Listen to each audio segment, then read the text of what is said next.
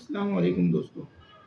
आज जिस मौजू को मैं आपके लिए लेकर आया हूँ वो है नाम और उसकी इकसाम। यूँ तो सबका ही नाम होता है, लेकिन उस नाम की किस्म क्या है ये अक्सर व बेशतर हमें मालूम नहीं होता। उर्दू ग्रामर में नाम की मुख्तलिफ अक़साम बयान की गई हैं, जिनमें से जो है सबसे पहले तो नाम जिसे अरबी में इस्म कहा जाता है और उर्दू ग्रामर में भी इसका नाम इस्म ही है। उसके बाद हमारे पास है उर्फियत, कुन्नियत, लक़ब, ख़िताब और तख़ल्लुस। अब मुख्तलिफ लोग मुख्तलिफ नामों से जाने जाते हैं, लेकिन वो उनका जो नाम है वो नाम की कौन सी किस्म है ये अक्सर नहीं पता होता। अच्छा, तो अब इन इक़साम की थोड़ी सी वजाहत कर देते हैं।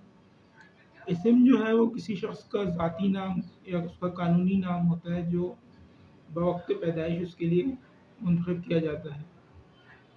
बहुत काम आम से नाम होते हैं अहमद, सईद, साबिर, शौकत, जमीला, नसीम, बानो।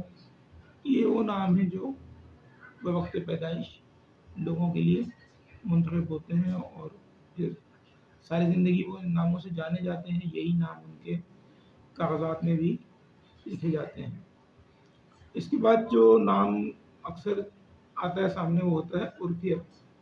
उर्फियत वो नाम होता है जो दोस्त अहबाब और करीबी रिश्तेदार जो हैं वो उस शख्स के लिए प्यार से रख देते हैं या रख दिया जाता है, जैसे कि छोटू, मोटू, बबलू, पिंकी, पप्पू, मुन्नी, गुड़िया और दीगर इस तरह के नाम जो है वो उर्फियत भी होते हैं।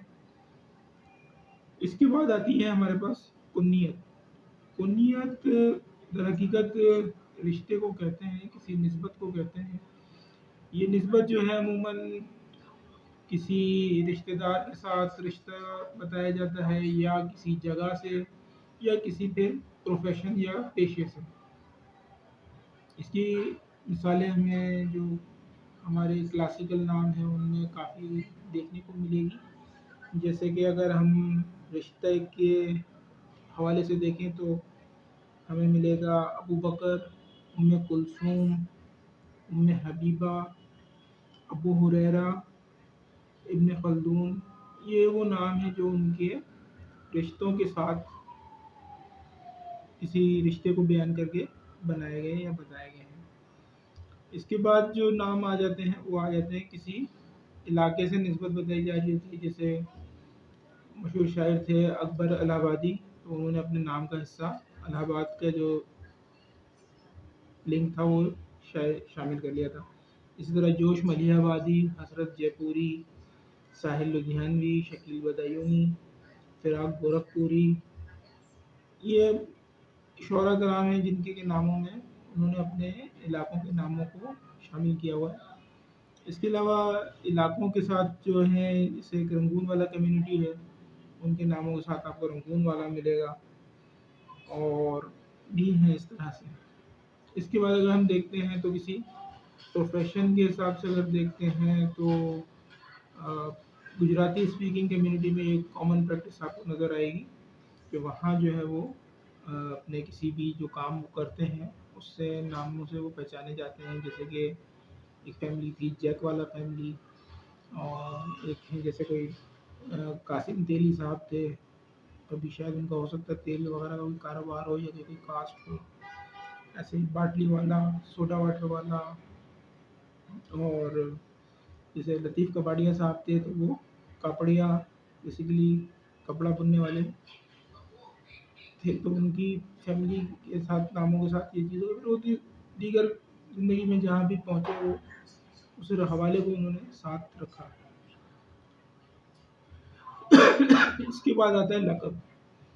लक़ब वो होता है जो थोड़ा सा एक तो किसी लीडर टाइप के लोगों को मिलता है और वो उनकी किसी सिफ़त से मंसूब होते हैं। जैसे कि नबी पाक सल्लल्लाहु अलैहि वसल्लम को सादिक़ अमीन के लक़ब से जाना जाता था।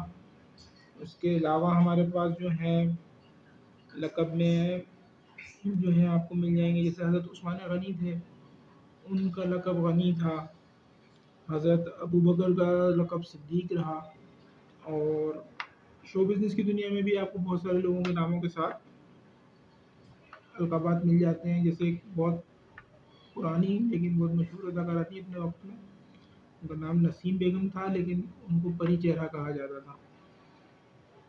اور جیسے دھرمیندر صاحب کو ہی مین آف بالی ووڈ کہا جاتا تھا. تو یہ اس طرح سے ان کی کوئی صفت ہوتی ہے جس کی بنیاد پہ ان کے نام پڑ جاتے ہیں، اور وہ ان کے اصل نام کی جگہ اگر وہ نام لیا جائے تو بھی انہیں افراد کو پہچانا جاتا ہے. اس کے بعد ہمارے پاس ہے جناب خطاب. خطاب جو ہوتا ہے وہ کوئی اتھارٹی دیتی ہے. پرانے زمانے میں جب بادشاہ ہوا کرتے تھے تو وہ اپنے جو درباری ہوا کرتے تھے اور ان میں کوئی خاص کام کیا کرتے تھے تو ان کو وہ کوئی خطاب مطلب دیا کرتے تھے. اس میں ایک مشہور مطلب کامن جو ہے وہ نواب ہے. اس کے علاوہ ان کے یہاں بادشاہوں کے زمانے میں آپ کو خان بہادر کا بھی مل جائے گا، سردار کا بھی مل جائے گا، ٹھیک ہے نا. اس طرح کے خطابات ہوتے تھے. جبکہ حکومت برطانیہ کے زمانے میں جو خطابات دیے گئے ان میں سر یا میڈم کا خطاب کامن ہے جو سننے میں آ جاتا ہے، جیسے سر سید احمد خان، سر علامہ محمد اقبال، ٹھیک ہے نا. اور بھی بہت سارے لوگ ہیں جن کے ناموں کے ساتھ سر لگا ہوا ہوتا ہے. یا جیسے چارلی چپلن کی سر کا خطاب کو ملا تھا تو سر چارلی چپلن وہ جانے جاتے تھے. اس کے علاوہ جو یونیورسٹیز ہوتی ہیں وہ بھی خطاب دیتی ہیں، وہ ایک تعلیمی قابلیت کی بنیاد پر خطاب دیتی ہیں، جس میں کہ سب سے کامن جو ہمیں سننے کو ملتا ہے وہ ڈاکٹر کا ہے، جو کہ ایک 4 سالہ ڈگری کرنے کے بعد یا پی ایچ ڈی کی ڈگری کرنے کے بعد لوگوں کو ملتا ہے، وہ اپنے نام کا حصہ بنا. یہ ان کو قانونی اجازت ہوتی ہے کہ وہ اپنے نام کے ساتھ ڈاکٹر لکھ سکتے ہیں. ڈاکٹر ہر کوئی نہیں لکھ سکتا، ٹھیک ہے جی. اور اس کے علاوہ مفتی، شمس العلماء، اس طرح کے بھی خطابات جو ہیں وہ بڑی یونیورسٹیز وغیرہ شاید دیتی ہیں. اس کے آخر میں ہمارے پاس ہے تخلص. تخلص جو ہے بیسیکلی شعراء کے جو یا ادیب حضرات جو ہیں ان کے کلمی نام ہوتے ہیں جو کہ وہ اپنی کلمی کاوشوں میں لکھتے ہیں.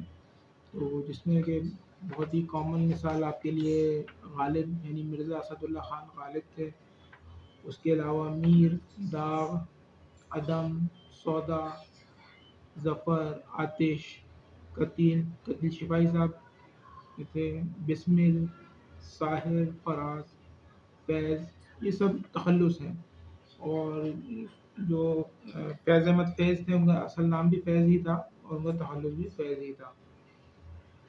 اس ویڈیو سے آپ کو یقیناً کچھ معلومات میں اضافہ ہوا ہوگا، کچھ وضاحتیں ملی ہوں گی. یہ ویڈیو آپ کو کیسی لگی کمنٹس میں ضرور بتائیے گا، اور لائک کرنا اور شیئر کرنا نہ بھولیے گا. آپ کے وقت کا بہت شکریہ.